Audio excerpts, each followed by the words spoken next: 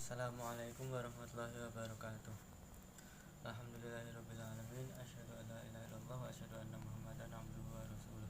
Innal hamdalillah nahmaduhu wa nasta'inuhu wa nastaghfiruh wa na'udzu billahi min syururi anfusina wa min sayyiati a'malina. Man yahdihillahu fala mudhillalah wa man yudlilhu fala hadiyalah. Pertama-tama marilah kita panjatkan puji syukur kehadirat Allah Subhanahu wa taala. Selanjutnya salawat serta salam tak lupa kita haturkan kepada Rasulullah Muhammad SAW. Perkenalkan, saya Faib Zaini dari Fakultas Psikologi yang akan menyampaikan sosialisasi 5M dan pentingnya vaksinasi. Seperti yang kita ketahui bersama, COVID-19 masih melanda di Indonesia. Semakin hari, semakin banyak kasus orang yang terjangkit virus COVID-19. Dari yang sebelumnya muncul di Wuhan, Tiongkok hingga menyebar ke berbagai negara termasuk Indonesia. Virus ini bisa dikategorikan sebagai pandemi karena telah mencangkup wilayah yang amat luas.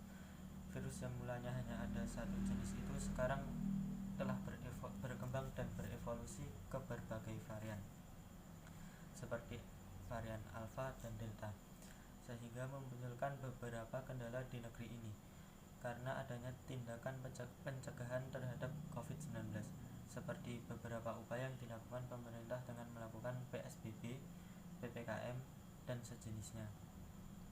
Mungkin beberapa dari kita ada yang tidak mempercayai COVID-19, tetapi alangkah baiknya bagi yang percaya untuk tidak terlalu panik, dan yang tidak percaya tetap menjaga protokol kesehatan. Protokol kesehatan ini bisa kita anggap sebagai ikhtiar terlepas dari ada atau tidaknya COVID-19, agar kita tetap sehat, karena mencegah lebih baik daripada mengobati. Protokol kesehatan ini berupa 5M. 5M ini juga diharapkan dan dapat menekan laju penyebaran COVID-19 dan agar kegiatan juga tetap dapat berjalan seperti sedia kala.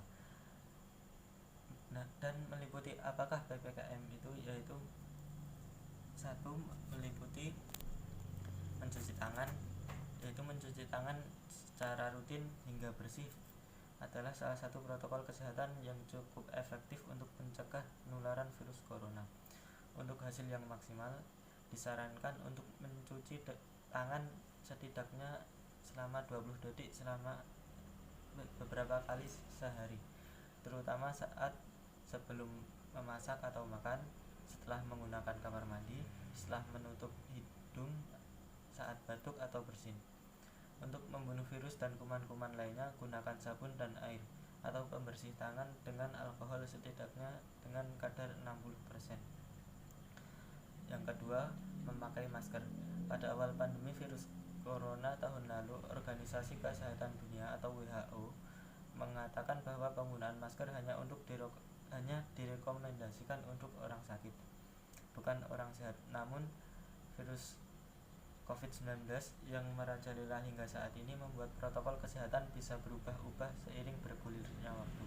Beberapa waktu selang kebijakan WHO WHO akhirnya mengeluarkan himbauan agar semua orang, baik yang sehat atau sakit, agar selalu menggunakan masker saat beraktivitas di luar rumah. Kebijakan WHO ini juga sempat ditegaskan oleh Presiden Joko Widodo. Protokol kesehatan virus corona terkait masker pun semakin digalakan di berbagai negara. Contohnya di Amerika Serikat, Center for Disease Control and Prevention atau CDC memperbarui pedoman terkait penggunaan masker. CDC mengimbau masyarakat AS harus memakai masker meski berada di dalam rumah pada kondisi tertentu. Menurut CDC, penggunaan masker di dalam rumah perlu dilakukan ketika terhadap anggota keluarga yang terinfeksi COVID-19, terdapat anggota keluarga yang berpotensi terkena COVID-19 karena aktivitas di luar rumah, merasa terjangkiti atau mengalami gejala COVID-19, kemudian ruangan sempit, dan tidak bisa menjaga jarak minimal 2 meter. Yang ketiga, menjaga jarak. Protokol kesehatan lainnya yang perlu dipatuhi adalah menjaga jarak. Protokol kesehatan ini dimuat dalam Keputusan Menteri Kesehatan RI dalam protokol kesehatan bagi masyarakat di tempat dan fasilitas umum dalam rangka mencegah dan mengendalikan COVID-19. Di sana disebutkan menjaga jarak minimal 1 meter dengan orang lain untuk menghindari terkena droplets dari orang yang bicara, batuk, atau bersin, serta menghindari kerumunan, keramaian, dan berdesakan. Bila tidak memungkinkan melakukan jaga jarak, maka dapat dilakukan berbagai rekayasa administrasi dan teknis lainnya seperti pembagian waktu. Yang keempat, menjauhi kerumunan. Selain 3 hal di atas, menjauhi kerumunan merupakan protokol kesehatan yang juga harus dilakukan. Menurut Kementerian Kesehatan RI atau Kemenkes RI, masyarakat diminta untuk menjauhi kerumunan saat berada di luar rumah. Semakin banyak dan sering kamu bertemu orang, maka kemungkinan terinfeksi virus corona pun semakin tinggi. Oleh sebab itu, hindari tempat keramaian terutama bila sedang sakit atau berusia di atas 60 tahun atau lansia.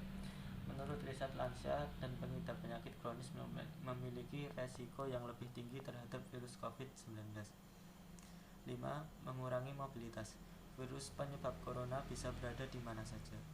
Jadi semakin banyak dirimu menghabiskan waktu di luar rumah, maka semakin tinggi pula terpapar virus COVID-19 ini. Oleh karena itu, bila tidak ada keperluan yang mendesak, tetaplah berada di dalam rumah. Nah, selain mematuhi dan melaksanakan protokol kesehatan 5M tadi, ada hal lain juga sebagai ikhtiar untuk mencegah tertular COVID-19, yaitu adalah vaksinasi COVID-19. Vaksinasi adalah zat atau senyawa yang berfungsi untuk kekebalan tubuh terhadap suatu penyakit. Vaksin terdiri dari banyak jenis dan kandungan masing-masing vaksin tersebut dapat memberikan Anda perlindungan terhadap berbagai penyakit yang berbahaya. Nah, vaksin COVID-19 sendiri ada banyak jenisnya, seperti Sinovac, AstraZeneca, Moderna, dan sebagainya. Vaksinasi juga tengah diupayakan oleh pemerintah untuk mencegah penyebaran COVID-19. Vaksinasi sedang diupayakan untuk didistribusikan ke seluruh Indonesia sejak awal 2021 hingga saat ini. Vaksinasi bertujuan untuk memberikan kekebalan spesifik terhadap suatu penyakit tertentu, sehingga jika suatu saat terpapar penyakit tersebut, maka hanya akan mengalami gejala yang ringan. Sebaliknya, apabila tidak melakukan vaksinasi, maka tidak akan memiliki kekebalan tubuh yang spesifik terhadap penyakit yang seharusnya dapat dicegah dengan memberikan vaksinasi tersebut.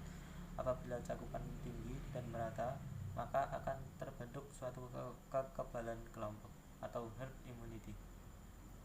Selain itu, vaksinasi COVID-19 juga dapat menjaga produktivitas dan mengurangi dampak sosial serta ekonomi.